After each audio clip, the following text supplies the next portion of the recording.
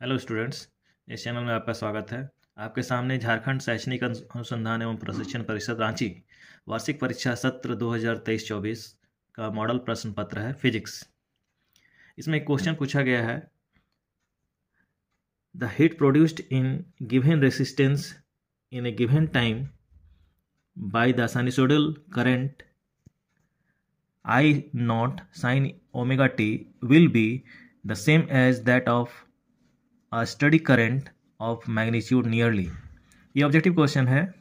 आपके झारखंड के मॉडल प्रश्न पत्र को आप देख रहे होंगे, तो इसमें इस बार चेंजिंग किया गया है, कुछ ऑब्जेक्टिव्स को कम कर दिया गया है। फिजिक्स और केमिस्ट्री में 25-25 ऑब्जेक्टिव क्वेश्चन है और 1 मार्क्स का भी क्वेश्चन है, 3 मार्क्स का क्वेश्चन है, 5 मार्क्स का क्वेश्चन है।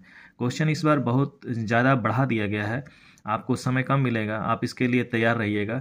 एक ही टर्म में आपका एग्ज़ाम होगा, 3 घंटे में आप एक ही साथ ये सभी प्रश्न को देख करके प्रश्न पत्र देखते हुए में प्रश्नों को देखते हुए में आप इसका उत्तर देने का कोशिश कीजिएगा। इस बार क्वेश्चन का पैटर्न बहुत अच्छा कर दिया है, पिछले बार के तुलना में इस बार अच्छा है। क्वेश्चन की क्वालिटी भी ठीक ठाक है। जैक अपने क्वेश्चन पूछने का स्तर को लगातार अब सुधारते जा रहा है। पहले इसमें थोड़ा सा गिरावट आया था, लेकिन ऑब्जेक्टिव में देखिएगा तो फिजिक्स में जो क्वेश्चन ऑब्जेक्टिव पूछा गया है वो बिल्कुल फॉर्मुला बेस्ड क्वेश्चन है, और केमिस्ट्री का भी क्वेश्चन उसी टाइप का है। आप एनसीईआरटी बेस्ड तैयारी कीजिएगा। केमिस्ट्री में यदि आप एनसीईआरटी को प्रैक्टिस कर रहे हैं तो आपको लगेगा कि क्वेश्चन आप जाने पहचाने क्वेश्चन को देख रहे हैं। क्वेश्चन जब देख रहे हैं तो चलिए आपको इस क्वेश्चन की तरफ ले जाते हैं। क्वेश्चन में पूछा जा रहा है कि यदि एसी सर्किट से साइनसोइडल करंट गुजर रहा है जिसका वैल्यू है, इसमें इसका वैल्यू दिया हुआ है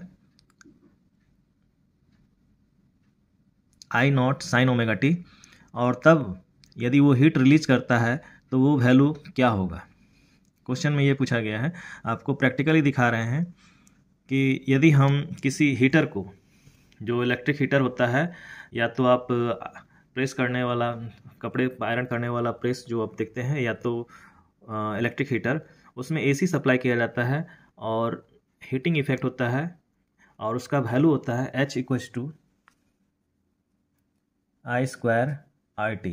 लेकिन ये करंट स्टडी करंट है और एसी सप्लाई में यही वैल्यू होता है I स्क्वायर RT, लेकिन यहाँ होता है RMS I स्क्वायर, यानी कि RMS इस करंट का square I square RMS RT। तो इसका मतलब हुआ कि I स्क्वायर और I स्क्वायर स्टडी करंट का जो करंट है और RMS करंट, जो दोनों का वैल्यू सेम होना चाहिए। लेकिन RMS करंट का फॉर्मूला क्या हुआ, IRMS इक्वस टू होता है IRMS equals to I not by root two.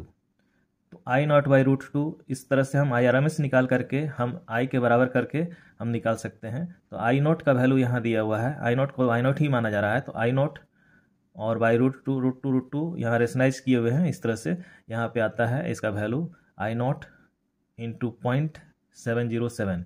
इस तरह से ये ऑप्शन सही होता है, ये ऑप्शन इसमें सही होता है। लेकिन आपको थोड़ा सा हम प्रैक्टिकली यहाँ पे दिखा दें। ये मेरे सामने में हीटर है और ये एसी सप्लाई है, और ये एसी सप्लाई है। जैसे ही हम इसमें सप्लाई देते हैं करंट, एसी करंट सप्लाई करते हैं, यहाँ पे जो कॉइल है वह हीटेड होने लगता है।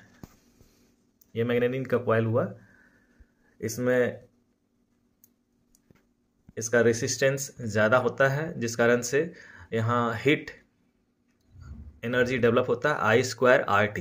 लेकिन ये एसी सप्लाई है, और डीसी सप्लाई क्या होगा, इसको फिर से हम बंद कर दें। अब डीसी सप्लाई क्या होगा आपको दिखाते हैं। ये डीसी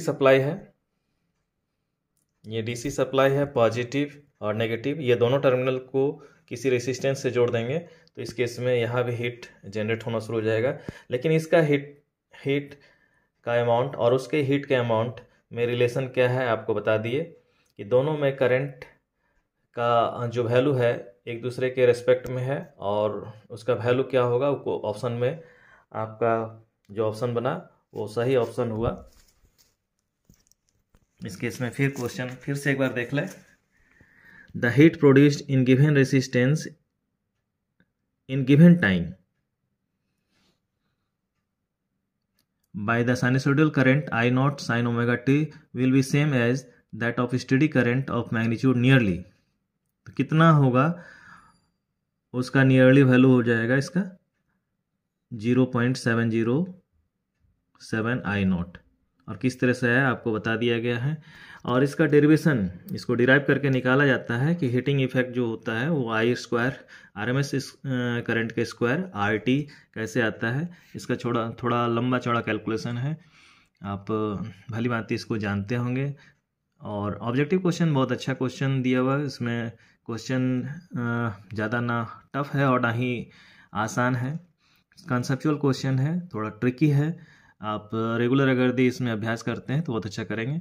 चलिए मिलते हैं नेक्स्ट वीडियो में, तब तक के लिए गुड बाय।